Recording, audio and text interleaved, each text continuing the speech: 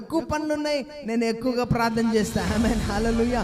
ఎంత ఎక్కువగా మనం ప్రార్థన చేస్తే అంత ఎక్కువగా దేవుని కార్యములు జరిగిస్తాడు. నువ్వు ఎంత ఎక్కువగా ప్రార్థన చేస్తే అంత ఎక్కువగా దేవుడు నీ కుటుంబాన్ని దీవిస్తాడు. నువ్వు ఎంత ఎక్కువగా ప్రార్థన చేస్తే అంత ఎక్కువగా నీ యవ్వన జీవితాన్ని ఆశీర్వదిస్తాడు. నువ్వు ఎంత ఎక్కువగా ప్రార్థన చేస్తే ఏ శాపములో ఉన్నావో, ఏ రోగములో ఉన్నావో, ఎక్కడ పడిపోయావో, ఏ చీకటి గల ఊబిలో చిక్కిపోయి బయటికి రాలేక ఉన్నావో, దేవుడు నీ ప్రార్థన ద్వారా ఆ యొక్క చీకటి నుండి విడిపించి దేవుడు నిన్ను వెలుగులోకి తీసుకొని రాబోతున్నాడు బిడ్డ.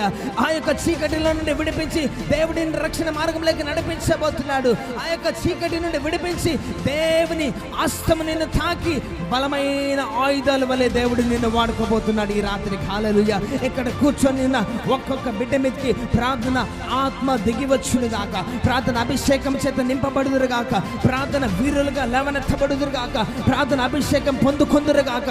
యేసు నామములో ప్రతి విధమైన బలహీనతలు వెళ్ళిపోయి ఆయన శక్తి మహిమ ప్రభావం చేత నింపబడుదురు గాక. ఆమేన్, హల్లెలూయా. మన చదువు మనల్ని కాపాడలేదు, మన జ్ఞానం మనల్ని కాపాడలేదు, కానీ నువ్వు ఎప్పుడైతే మోకరించి ప్రార్థన చేస్తావో ఎవరి ముందు నువ్వు తగ్గించుకోవాల్సిన అక్కర లేనే లేదు. హల్లెలూయా. ఆయన వైపు నువ్వు చూస్తే చాలు, ఆయన వైపు నువ్వు చూస్తే చాలు, నీ జీవితం మారిపోతుంది, పరిస్థితులు మారిపోతాయి.